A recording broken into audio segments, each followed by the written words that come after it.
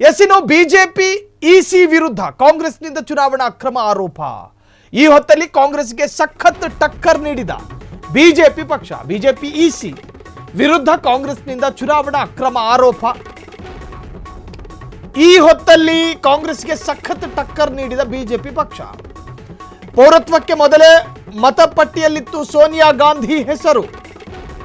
1980ರಲ್ಲೇ ದೆಹಲಿ ಲೋಕಸಭೆ ಕ್ಷೇತ್ರದಲ್ಲಿ ಸೋನಿಯಾ ಹೆಸರು ನಮೂದು. ಆದರೆ ಸೋನಿಯಾ ಗಾಂಧಿಗೆ ದೇಶದ ಪೌರತ್ವ ಲಭಿಸಿದ್ದು 1983ರಲ್ಲಿ 1983. ಕಾಂಗ್ರೆಸ್ ಅವಧಿಯಲ್ಲಿ ಪೌರತ್ವ ಹೊಂದಿಲ್ಲದವರಿಗೆ ಮತ ಹಕ್ಕು ಹೇಗೆ ಸಿಕ್ತು? ಕಾಂಗ್ರೆಸ್ ಕೆಣಕಿದ ಬಿಜೆಪಿ ಐಟಿ ಸೆಲ್ ಮುಖ್ಯಸ್ಥ ಅಮಿತ್ ಮಾಳವೀಯ. ಕಾಂಗ್ರೆಸ್ ಕ್ಷಮೆ ಕೇಳುತ್ತಾ ಎಂದು ಕೇಂದ್ರ ಸಚಿವ ಕಿರಣ್ ರಿಜಿಜು ಪ್ರಶ್ನೆ ಮಾಡಿದ್ದಾರೆ.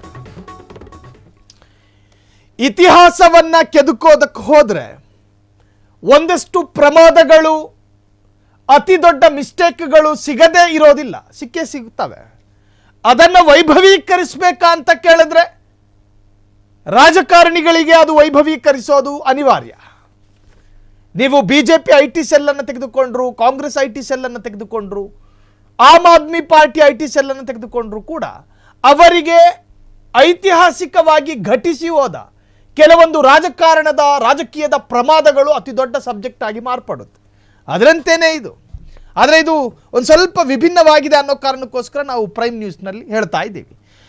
ನೋಡಿ, ಬಿಜೆಪಿಯ ಇಸಿ ವಿರುದ್ಧ ಕಾಂಗ್ರೆಸ್ನಿಂದ ಚುನಾವಣಾ ಅಕ್ರಮ ಆರೋಪ. ಈ ಸಂದರ್ಭದಲ್ಲಿ ಕಾಂಗ್ರೆಸ್ಗೆ ಟಕ್ಕರ್ ನೀಡಿದ ಬಿಜೆಪಿ ಪಕ್ಷ. ಅದೇನು ಟಕ್ಕರ್ ಕೊಟ್ಟರು ಅಂತ ಕೇಳಿದ್ರೆ, ಪೌರತ್ವಕ್ಕೆ ಮೊದಲೇ ಮತಪಟ್ಟಿಯಲ್ಲಿ ಸೋನಿಯಾ ಗಾಂಧಿಯ ಹೆಸರಿತ್ತು. ಜವಾಹರ್ಲಾಲ್ ನೆಹರು ಅವರ ಕುಟುಂಬದ ಕುಡಿ, ರಾಜೀವ್ ಗಾಂಧಿ ಅವರ ಧರ್ಮಪತ್ನಿ ಸೋನಿಯಾ ಗಾಂಧಿ, ಇಂದಿರಾ ಗಾಂಧಿಯ ಸೊಸೆ. ಸೋನಿಯಾ ಗಾಂಧಿಯ ಹೆಸರು ಆಕೆಗೆ ಪೌರತ್ವ ಸಿಗುವ ಮೊದಲೇ ಮತಪಟ್ಟಿಯಲ್ಲಿ, ಅರ್ಥಾತ್ ಪೌರತ್ವಕ್ಕೆ ಮೊದಲೇ ಮತಪಟ್ಟಿಯಲ್ಲಿತ್ತು ಸೋನಿಯಾ ಗಾಂಧಿ ಹೆಸರು. ಸೋನಿಯಾ ಗಾಂಧಿ ಎಲ್ಲಿಯವರು? ಇಟಲಿಯವರು. ಸೋನಿಯಾ ಗಾಂಧಿಯ ವಿಚಾರದಲ್ಲಿ ಬೇರೆ ಬೇರೆ ಐತಿಹಾಸಿಕ ವಿಮರ್ಶೆಗಳೆಲ್ಲ ಇದ್ದಾವೆ, ಅದಕ್ಕೆ ಹೋಗೋದು ಬೇಡ. ಆದರೆ ಶಿ ಈಸ್ ಫ್ರಮ್ ಇಟಲಿ. ಅವರಿಗೆ ಪೌರತ್ವ ಸಿಗುವ ಮೊದಲೇ ಮತಪಟ್ಟಿಯಲ್ಲಿತ್ತು ಸೋನಿಯಾ ಗಾಂಧಿಯ ಹೆಸರು. 1980ರಲ್ಲಿ 1980 ದೆಹಲಿ ಲೋಕಸಭಾ ಕ್ಷೇತ್ರದಲ್ಲಿ ಸೋನಿಯಾ ಹೆಸರು ನಮೂದು. ಅದು ಹೆಂಗೆ? ಆದರೆ ಸೋನಿಯಾ ಗಾಂಧಿಗೆ ದೇಶದ ಪೌರತ್ವ ಲಭಿಸಿದ್ದು ಮಾತ್ರ 1983ಯಲ್ಲಿ, 1983ರಲ್ಲಿ.